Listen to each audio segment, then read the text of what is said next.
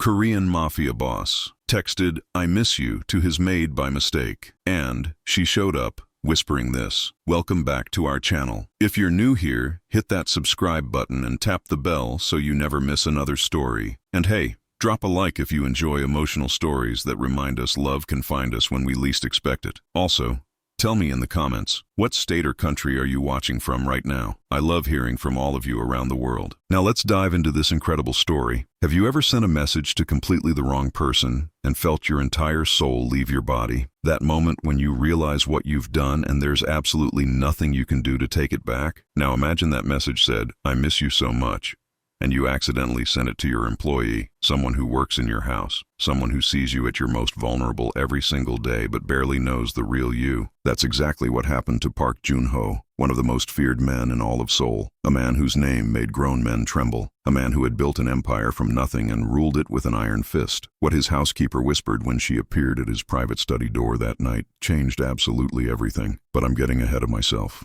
Let me take you back to where it all began. Park Joon-ho sat in his private study on the top floor of his penthouse, surrounded by darkness except for the blue glow of his phone screen. Outside the floor-to-ceiling windows, Seoul sparkled like a sea of diamonds, Gangnam's towers piercing the night sky, the Han River reflecting city lights like liquid silver.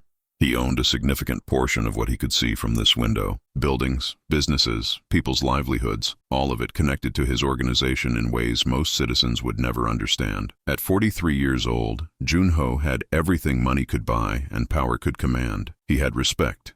He had fear. He had an army of loyal men who would die at his command. He had legitimate businesses that laundered his less legitimate ones. He had politicians in his pocket and police on his payroll. But tonight, none of that mattered. Tonight, he was just a man missing his wife. His thumb hovered over the keyboard on his phone, and before he could stop himself, he typed the words that had been echoing in his hollow chest for 3 long years. "I miss you so much. Sometimes I forget how to breathe without you. Tonight is one of those nights." He hit send, finding some small comfort in the ritual. For 3 years, he'd been texting his late wife's phone number on nights when the loneliness became unbearable. Her phone was still active.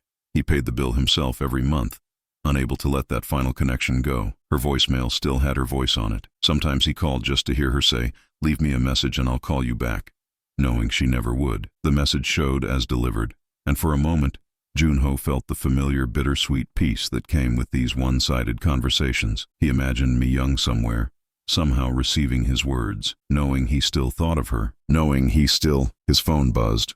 Joon-ho's blood ran cold. The message showed as read, and then 3 dots appeared, indicating someone was typing back. No, that was impossible. No one had access to that phone. He'd made sure of it. It was locked away in her memory box in the closet of the bedroom he couldn't bring himself to change. The response appeared on his screen. "Mr. Park, is everything all right? I saw your light was still on. Do you need anything?" Joon-ho stared at the message, his legendary composure crumbling as realization crashed over him like a wave of ice water. He hadn't texted Mi-young's number. In his exhausted grief, he'd scrolled too far in his recent messages and tapped on the wrong conversation. He'd just sent that message to Yoon Soo-min, his housekeeper, the woman who had worked in his home for the past 8 months, keeping his penthouse immaculate, preparing his meals, caring for his daughter when he worked late, which was almost every night. The woman who moved through his home like a ghost, efficient and invisible, exactly as he preferred his staff to be. He'd just told his housekeeper that he missed her so much he forgot how to breathe. No, Joon-ho muttered. Something he never did. Park Joon-ho didn't mutter. Park Joon-ho didn't panic. Park Joon-ho had faced down rival gang leaders with guns pointed at his head and never flinched. But right now, his hands were shaking as he frantically tried to type an explanation. Before he could send anything, his phone buzzed again. "Mr. Park, I'm coming up. Please wait." Joon-ho threw the phone onto his mahogany desk as if it had burned him. This was a disaster. A complete and utter disaster. The men in his organization could never know about this. That their fearsome leader spent his nights texting love letters to a dead woman, that behind the tailored suits and cold eyes, he was nothing but a broken man trying to hold the pieces of himself together. And now his housekeeper knew. He could fire her. That was the obvious solution. He could have her removed from the premises immediately, have her sign a non-disclosure agreement backed by enough implied threats to ensure her permanent silence. It would be simple, clean, the way he handled all problems. But even as the thought crossed his mind, something stopped him. Soo-min had been with them for 8 months now. His daughter, Hana, adored her. And truthfully, Sumin was the first housekeeper who had lasted more than a few weeks. The others had been too intimidated by who he was, too afraid of the security measures, too unnerved by the constant presence of his men in black suits. But Sumin had stayed. She did her job with quiet competence and treated his home with respect. More importantly, she treated Hana like a person, not like a liability or a burden. A soft knock came at his study door. Junho straightened in his chair, forcing his features into their customary mask of cold indifference. "Enter." The door opened slowly, and Yoon Sumin stepped inside. She was still in her work clothes, a simple gray dress and white apron that was his household's unofficial uniform, but her hair was slightly disheveled, as if she'd been preparing for bed when she received his message. She was 32, with kind eyes that seemed too soft for someone who worked in a house like his, and a quiet strength in the way she carried herself that he'd noticed but never acknowledged. She stood just inside the doorway, her hands clasped in front of her, uncertainty written across her features. In the 3 years since Mi Young died, countless people had stood in this room. Business associates, politicians, enemies, friends, all of them had shown fear. This woman showed something different, concern. "Mr. Park," she said softly, "I apologize for intruding. I just wanted to make sure you were all right." "The message was not intended for you," Junho said, his voice flat. "It was a mistake. You may return to your quarters." Any other employee would have bowed and fled immediately. Sumin didn't move. "I know it wasn't meant for me," she said, "but I also know it was meant for someone, and whoever that someone is, you miss them very much." She paused, seeming to gather her courage. "I've worked here for 8 months, Mr. Park. In that time, I've seen you come home after midnight almost every night. I've seen you stand outside Miss Hana's door watching her sleep. I've seen you sit in the garden where Mrs. Park's roses still grow, even though you never let anyone else go there." Her voice grew even softer. "I've never seen you smile, not once." Junho felt something crack inside his chest, a fissure in the wall he'd built around himself. No one spoke to him like this. No one would dare. "You overstep," he said, but the words came out without their usual edge. Sumin bowed her head slightly. "I apologize. It's not my place. I'll go." She turned toward the door. "Wait." The word escaped before Junho could stop it. Sumin paused, looking back at him over her shoulder. "The message," he said slowly, each word feeling like it was being pulled from somewhere deep and unwilling. "It was meant for my wife. Mrs. Park passed 3 years ago."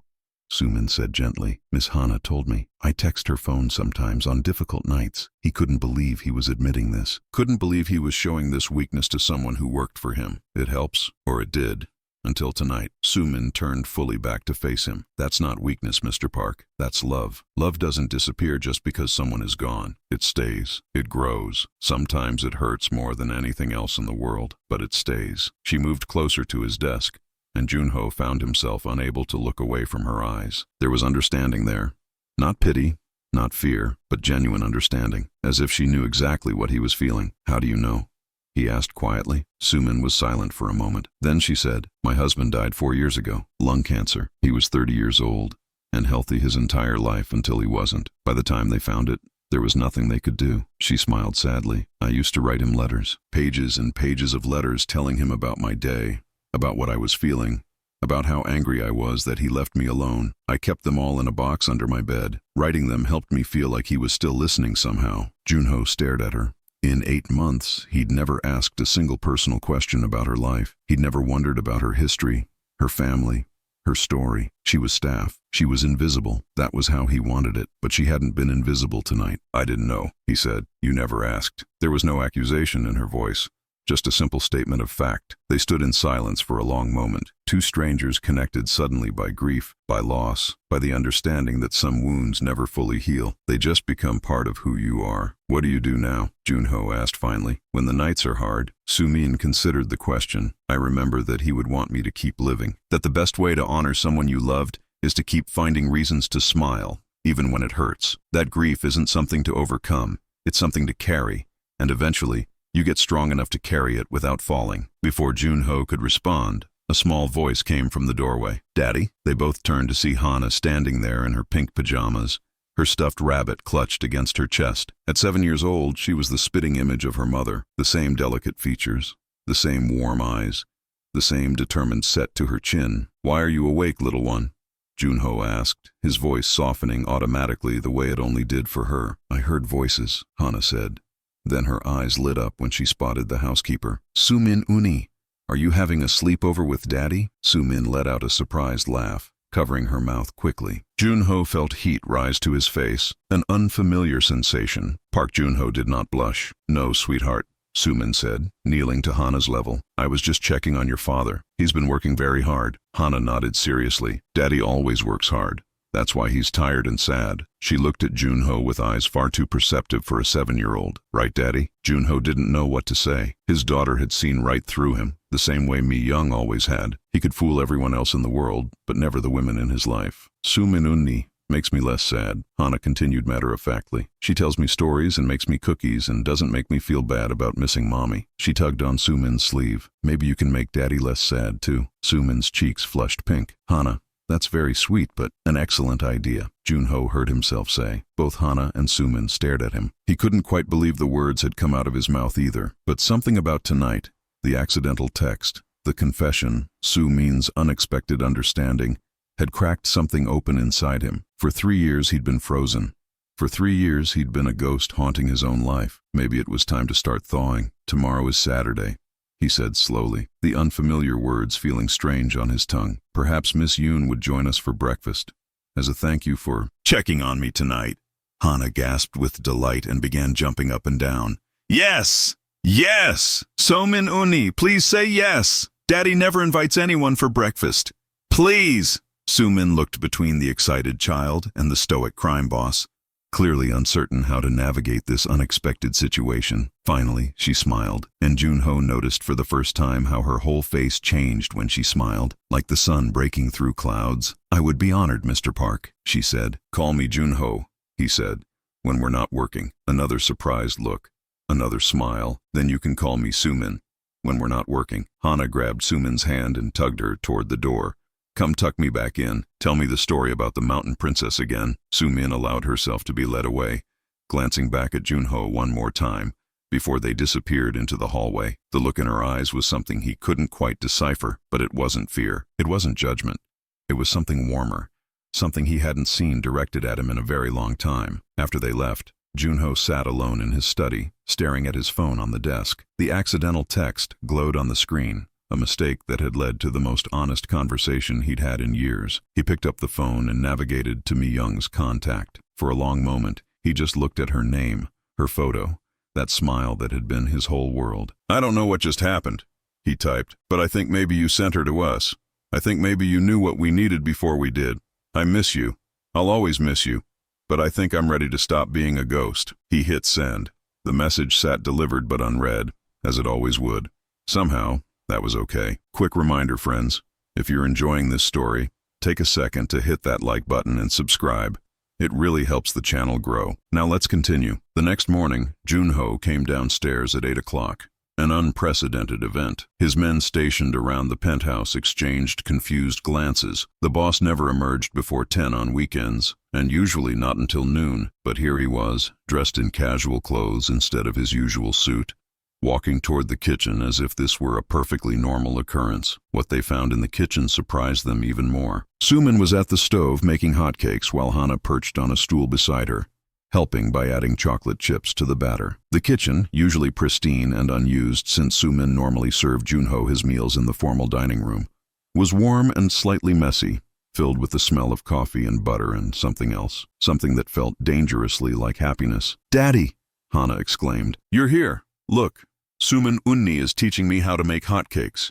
She says the secret is to flip them when you see bubbles. Junho stood in the doorway, momentarily paralyzed by the domesticity of the scene. It was so achingly normal, so far removed from his usual life of shadow deals and dangerous negotiations, that he didn't know how to process it. Soo-min turned from the stove, a spatula in her hand. She'd changed out of her uniform into regular clothes, a soft yellow sweater and jeans, and her hair was down around her shoulders. She looked different, younger, less like an employee, and more like... He stopped that thought before it could fully form. Good morning, Mr. She caught herself and smiled. Good morning, Junho.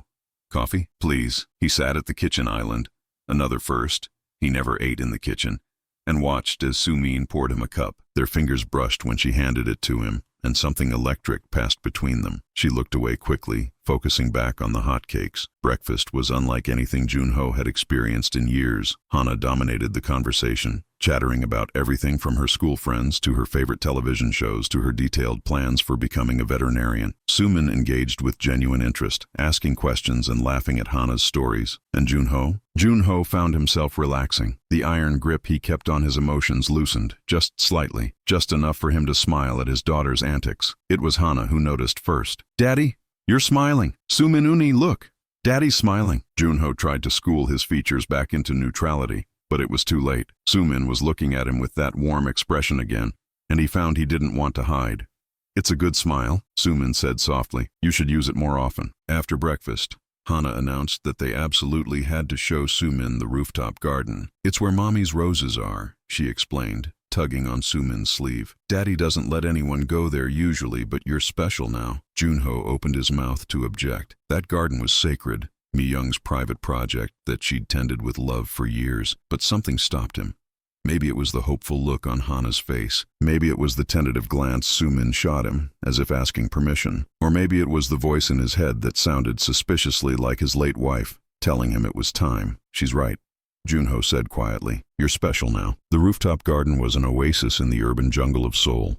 Mi-young had designed it herself, a space filled with roses in every color, stone pathways, a small koi pond, and a wooden bench where she used to sit and read while Hana played nearby. Since her death, Junho had hired gardeners to maintain it exactly as she'd left it, but he'd only come up here a handful of times himself. It hurt too much. Today, with Hana running ahead to show Sumin her favorite hiding spot, it hurt a little less. "This is beautiful," Sumin breathed, taking in the riot of colors. It was early summer, and the roses were in full bloom, their fragrance filling the air. "Mrs. Park created all this. She had a gift for making things grow," Junho said. "People, plants, businesses, everything she touched flourished." He paused, watching a butterfly land on a red rose, Mi-young's favorite color. "She made me better. Before her, I was just surviving. She taught me how to live, and then she was gone. And then she was gone, and I forgot how again." Sumin didn't offer empty platitudes or false comfort. She simply stood beside him in the garden that his wife had built, letting the silence speak for itself. It was strangely comforting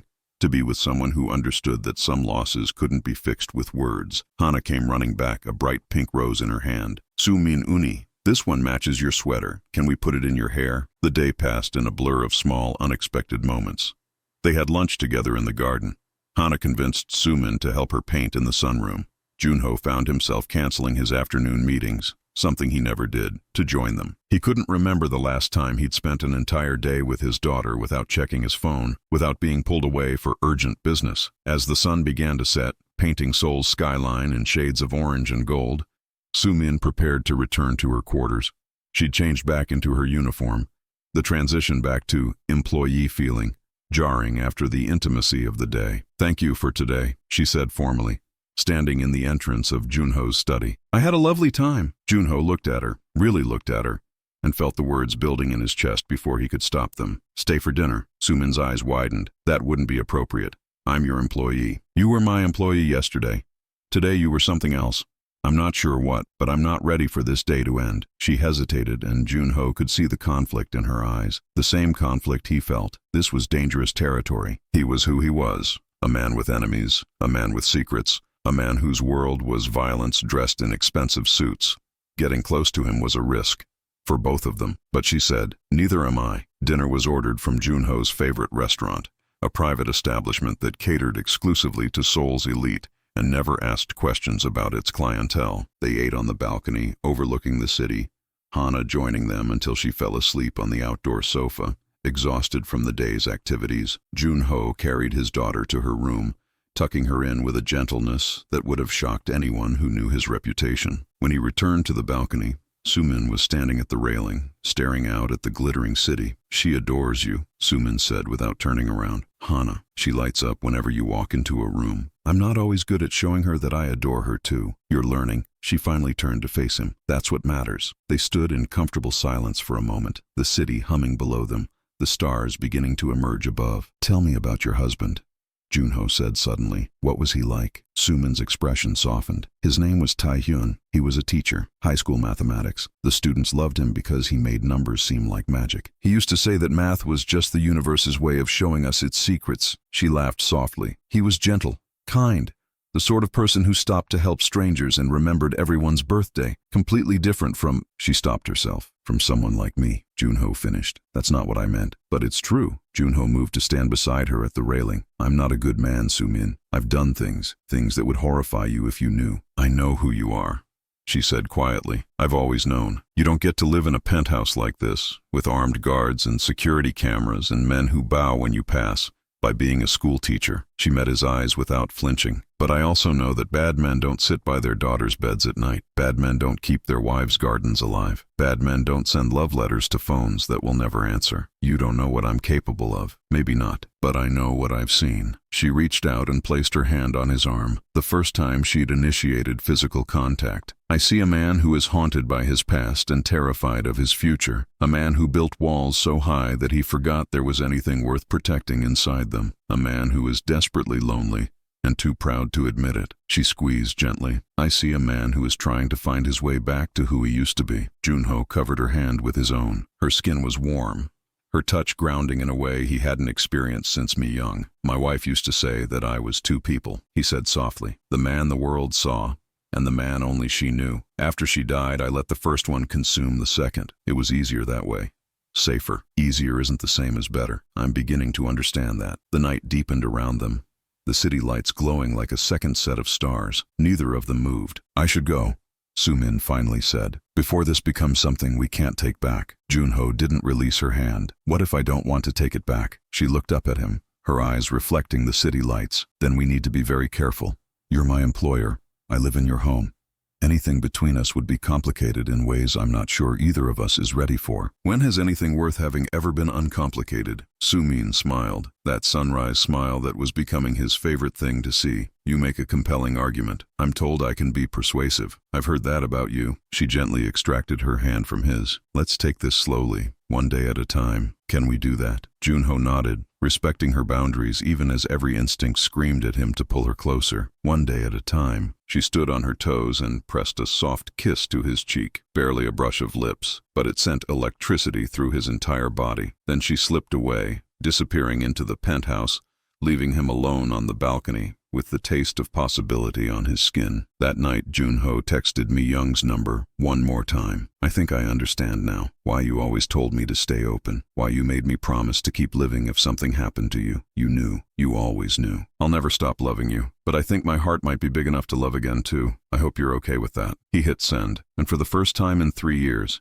he didn't feel guilty. The weeks that followed were a slow transformation, barely perceptible to the outside world but seismic in Junho's internal landscape. Breakfast together became a daily ritual. Sumin no longer took her meals separately in the staff quarters. She sat at the table with Junho and Hana, filling the kitchen with laughter and light. The armed guards who witnessed these domestic scenes knew better than to comment, but Junho caught their surprised glances, their confused whispers. The boss was changing. They just didn't know what it meant. At work, and work was a complicated term for what Junho did. Things continued as they always had. Negotiations, power plays, the occasional show of force when someone forgot who they were dealing with. But Junho found himself handling things differently. Less iron fist, more strategic patience. His second in command, a grizzled veteran named Mr. Kwan, who had been with him since the beginning, noticed first. You seem different, Kwan observed one evening after a successful business conclusion. Calmer, less hungry. Junho considered the observation. Maybe I've found something worth protecting that isn't territory. Kwan raised an eyebrow, but said nothing more. He'd served Junho long enough to know when to pursue a line of questioning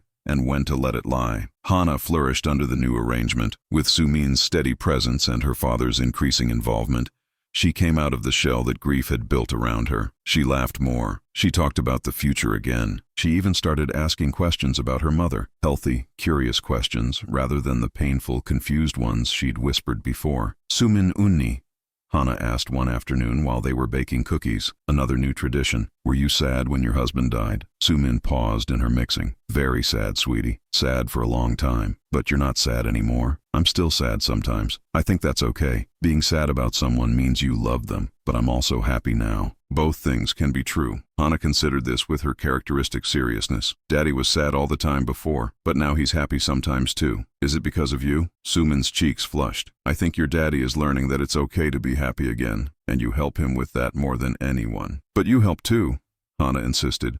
I can tell. He smiles at you different than he smiles at anyone else. From the doorway, Junho, who had been eavesdropping, felt his chest tighten. His daughter was too perceptive by half, just like her mother. 3 months after the accidental text, Junho took Sumin to dinner, a real dinner, at a real restaurant. Just the two of them, not as employer and employee, not as housemates bound by circumstance, as a man and a woman exploring something that had been building between them since that night in his study.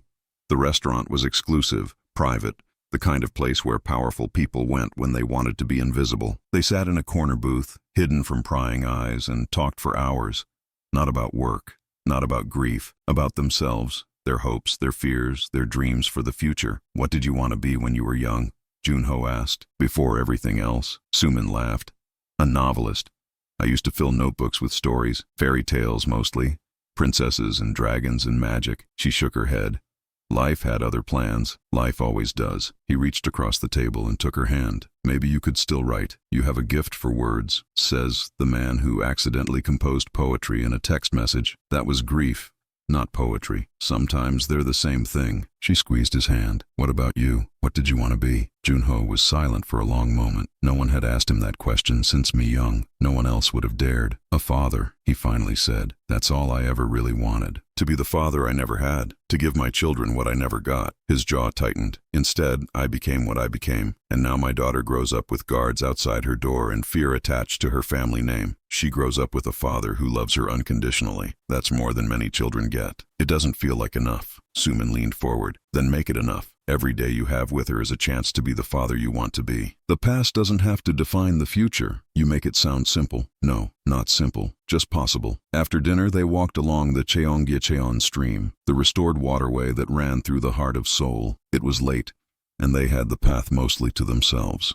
The gentle sound of water and distant city noise creating a cocoon of intimacy. I need to tell you something, Junho said, stopping near a small bridge, about who I am, what I've done. If this is going to be real, you need to understand. Sumin faced him. I know more than you think. Living in your house, seeing the people who come and go, watching how your men behave. I'm not naive. Knowing in theory is different than knowing the details. Then tell me. But understand. She stepped closer, placing her hands on his chest. I've made my choice. I chose to stay that night when I could have pretended not to see your text. I chose to come to your study. I've been choosing you every day since. Whatever you tell me, it won't change that. Junho took a deep breath and told her. Not everything. Some secrets were too dangerous to share with anyone, but enough. Enough for her to understand the scope of his world, the darkness that had been required to build it, the compromises and sins that weighed on his conscience. He told her about his childhood in poverty, his rise through violence and cunning, the empire he'd built, and the blood that had been spilled to build it. He told her about the enemies who would use anyone close to him as a weapon, the constant vigilance required to keep Hana safe, the isolation that came with power. When he finished, Sumin was quiet for a long time. Then she said, when Taehyun was dying,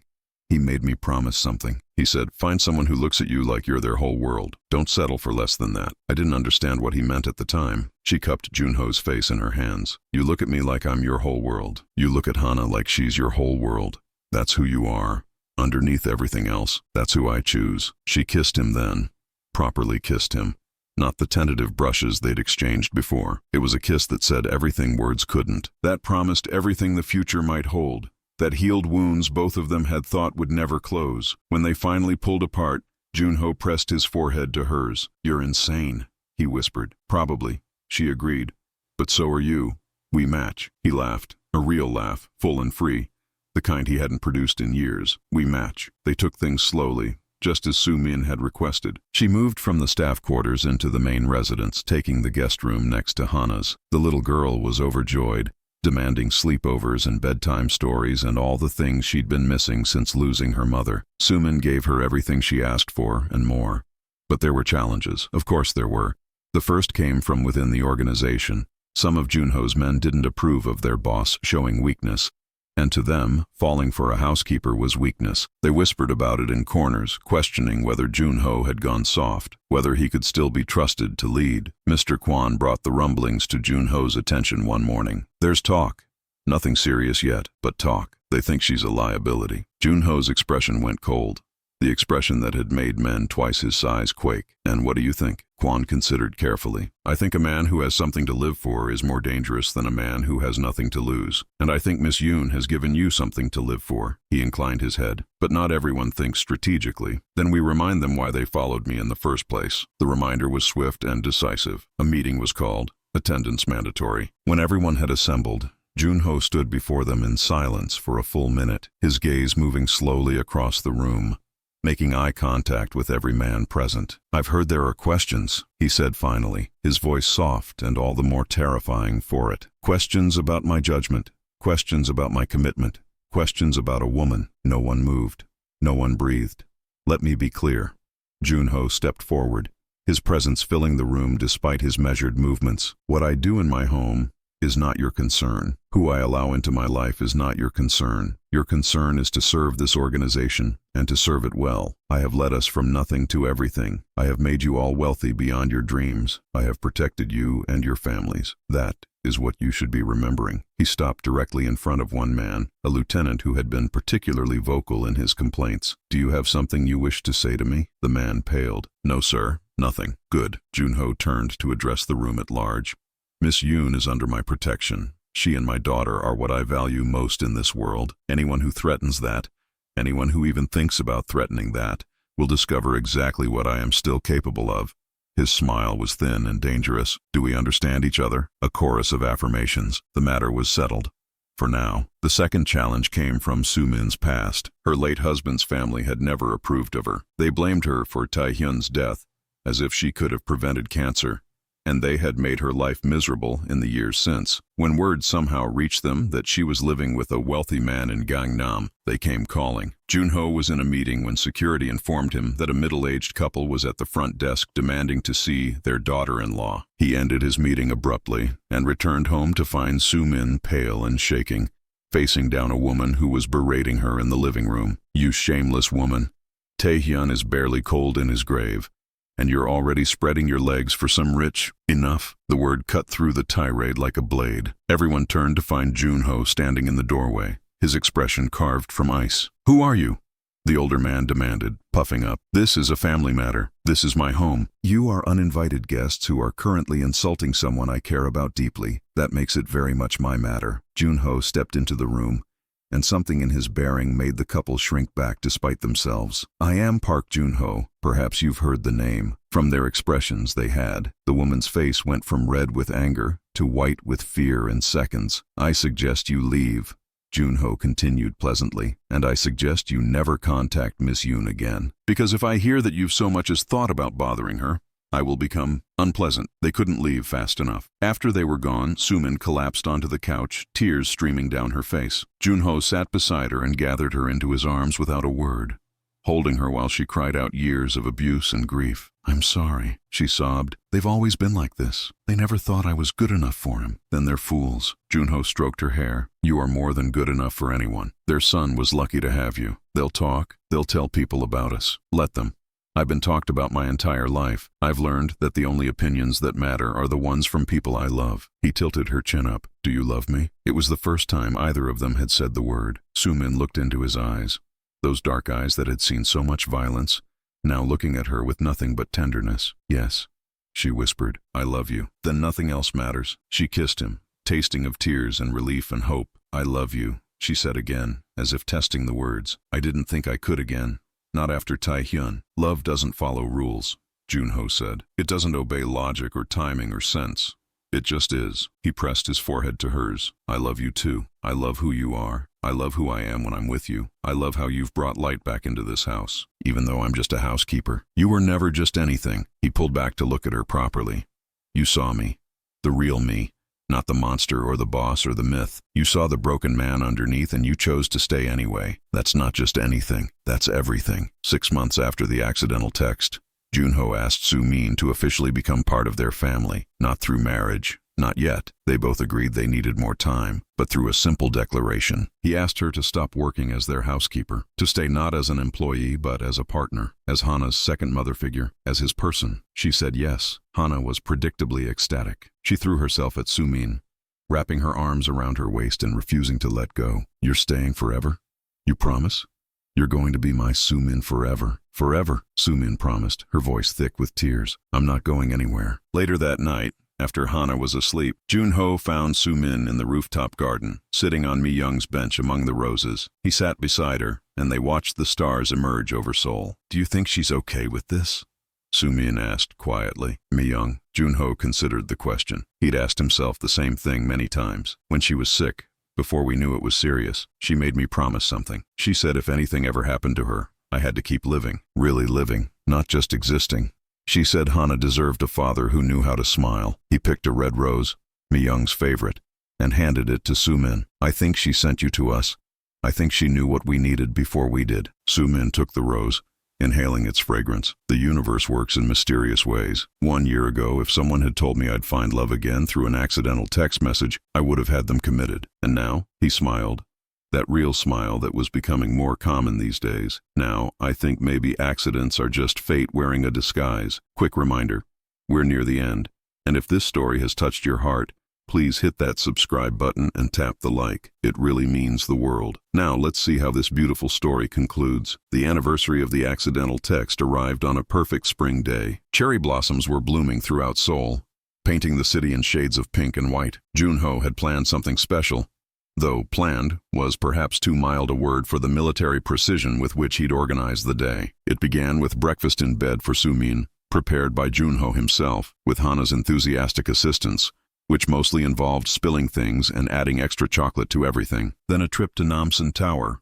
where they attached a love lock to the fence and threw the key over the edge together. Then lunch at the same restaurant where they'd had their first real date, the corner booth that had become their table. And finally, as the sun set over Seoul, Junho brought Sumin back to the rooftop garden. The roses were in full bloom, their fragrance filling the air. Candles had been placed along the pathways, their flames flickering in the gentle breeze. Soft music played from hidden speakers, a song Mi-young had loved, one Junho had never been able to listen to since her death. "What is all this?"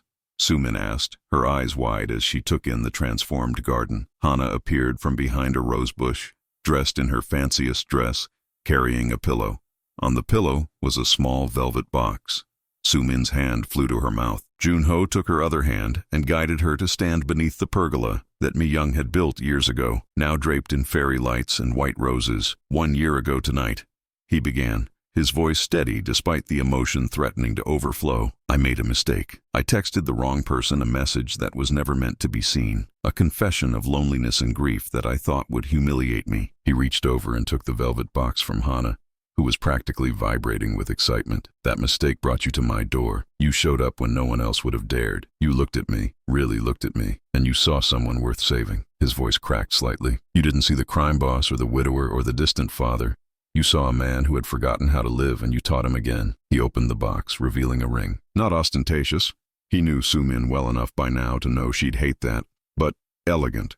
A single diamond surrounded by smaller stones, set in a band of white gold. "I had this made," he continued. "The central diamond is new. Us. Our future. The smaller stones around it are from a ring that belonged to Mi-young. She's part of this too. She's part of us." Sumin was crying openly now, tears streaming down her face as she listened. "I never thought I would love again," Junho said. "I thought that part of me died with her, but you proved me wrong. You showed me that the heart doesn't have limited capacity. It grows, it expands, it makes room." He took a breath. "I love you, Yoon Sumin. I love your kindness and your strength and the way you laugh at my terrible jokes. I love how you've become a mother to my daughter without trying to replace the one she lost. I love how you look at me like I'm a better man than I am, and how that look makes me want to actually become that man." He lowered himself to one knee, something Park Junho had never done for anyone. "Will you marry me? Will you let me spend the rest of my life trying to deserve you? Will you officially become part of this weird little family that you accidentally stumbled into?" Sumin was shaking, her tears flowing freely. "You're asking me this here, in her garden? I asked her permission first." Junho smiled through his own tears. "Last night, I came up here alone and I talked to her, told her about you, told her about us, and I swear the wind blew just right and a single petal from her favorite rose landed at my feet. He showed her a pressed petal in his pocket. I'm choosing to believe that was her blessing. Sumin laughed through her tears, that beautiful sunrise laugh. You're crazy. You've mentioned that before. I love you. Is that a yes? She pulled him to his feet and kissed him deeply, wrapping her arms around his neck as if she never intended to let go. When they finally broke apart, she whispered, yes, 1,000 times yes. Hana exploded with cheers, jumping up and down, and then launching herself at both of them, creating a 3-person hug in the middle of the candlelit garden. We're going to be a real family. A real forever family. We already are, sweetheart, Sumin said, kissing the top of her head. We've been a family for a while now. This just makes it official. Later that night, after Hana had finally crashed from excitement and been carried to bed, Junho and Sumin lay together on the rooftop, looking at the stars. I need to tell you something, Junho said. Sumin turned to face him. That sounds ominous. It's not. It's just, I've been thinking about the organization, about the life I've built. He took a breath. I'm making plans to step back. Not completely, that's not possible, but enough. I'm putting systems in place so I can be more present. For you, for Hana, for this life we're building. Sumin propped herself up on her elbow. Can you do that? Is it safe? I've been doing this for 20 years. I've built something that can run without my constant attention if I structure it right, and I have good people, Quan and others, who can handle the day-to-day. He met her eyes. I don't want to miss more of Hana's life than I already have. I don't want to come home at midnight every night to a sleeping house. I want to be here, present, alive. What changed? You did. He tucked a strand of hair behind her ear. You showed me what I was missing, what was worth fighting for differently. I've spent my whole life accumulating power. Now I want to learn how to just be with my family. Sumin leaned down and kissed him softly. I think Mi Young would approve. I hope so. He looked up at the stars. I like to think she's up there somewhere, watching, probably laughing at what a mess I made of that text. It wasn't a mess. It was fate. 1 year ago, I would have said there's no such thing. And now, he smiled. That real smile. The one that still felt like a miracle every time it appeared. Now I think maybe fate is just love finding a way. The wedding was held in the rooftop garden on a perfect autumn day when the leaves were turning gold and the roses were having their final bloom of the season. It was small, just close friends and family, if family could be used to describe the eccentric mix of people who had become important to them. Hana served as flower girl, taking her duties so seriously that she accidentally dumped all her petals in one spot and had to run back for more. Mr. Quan, gruff, dangerous Mr. Quan, was spotted wiping his eyes during the vows and threatening severe consequences to anyone who mentioned it. Even some of Sumin's old friends from before her life had become complicated came, marveling at the transformation they saw in her. During the ceremony, held under Mi Young's pergola now draped in autumn flowers, Junho spoke vows he'd written himself. 1 year ago, I was a ghost, haunting my own life. I went through the motions of living without actually being alive. Then I made a mistake, the best mistake of my life. And you appeared at my door. You didn't see the scary crime boss. You didn't see the unreachable widower. You saw me, just me, and you decided that was enough. He took her hands in his. I promised to spend the rest of my life being worthy of that faith. I promised to be present, to be open, to keep learning how to live instead of just surviving. I promised to love you with everything I have, including the broken parts. I promised to be the husband and father I should have been from the beginning. Sumin's vows were equally heartfelt. I came to your house looking for a job. I found a home. I found a family. I found a man who made me believe in love again when I thought that door was closed forever. She squeezed his hands. I promised to keep seeing you, all of you, even the parts you try to hide. I promised to bring light into your darkness and laughter into your silence. I promised to love Hana as my own, because she already is my own in every way that matters. I promised to build a life with you that honors our past loves while creating our own story. When they were pronounced married and kissed for the first time as husband and wife, the small crowd erupted in cheers. Hana squeezed between them, demanding to be included in the kiss, and they obliged her. A 3-person family kiss that was messy and perfect and exactly right. At the reception, which spilled throughout the penthouse and back up to the rooftop, Junho found a quiet moment to slip away. He went to the corner of the garden where Mi Young's favorite roses grew, the red ones she'd planted herself. We did it, he whispered to the roses, to the stars, to wherever she might be. She's family now. Officially, he smiled softly. Thank you for sending her to us, for giving us permission to be happy, for loving me enough to want this for me. He touched one of the blooms gently. I'll always love you. That never goes away. But my heart grew, just like you always said it could, big enough for both of you. A breeze rustled through the garden, carrying the scent of roses and autumn leaves. Junho closed his eyes and let himself believe it was her response, her blessing, her goodbye. When he returned to the party, Sumin was dancing with Hana, both of them laughing as they spun around the makeshift dance floor. His wife, caught his eye and smiled, and Junho felt something settle in his chest. Peace. After 3 years of grief and emptiness, he finally felt peace. He walked toward his family, and as Sumin reached out to pull him into the dance, she leaned close and whispered in his ear, "I'm so glad you texted the wrong person that night." Junho pulled back slightly to look into her eyes, those warm, kind eyes that had seen through all his walls from the very beginning. "Actually," he said with a smile, "I think I texted exactly the right person. Life doesn't always go according to plan. Sometimes we lose people we can't imagine living without. Sometimes we spend years as ghosts in our own lives. Sometimes we send messages to completely the wrong person and want to disappear from embarrassment. But sometimes, if we're very lucky, those mistakes turn out to be exactly what we needed. Sometimes the universe knows better than we do. Sometimes love finds us in the strangest ways, at the strangest times, through the most unlikely doors." Park Junho, feared crime boss of Seoul, found love through an accidental text message. Yoon Soo-min, grieving widow, found a family by showing up when no one asked her to. And a little girl named Hana learned that happiness isn't something you find once. It's something you can find again and again, as many times as you're brave enough to let it in. If this story touched your heart, please hit that like button and subscribe to our channel for more stories about love, loss, and the beautiful accidents that change our lives forever. Remember, grief isn't something to overcome, it's something to carry. Second chances come in unexpected packages, and sometimes the best things in life begin with a simple mistake. What's the best mistake that ever happened to you? Tell me in the comments. I'd love to hear your story. Until next time.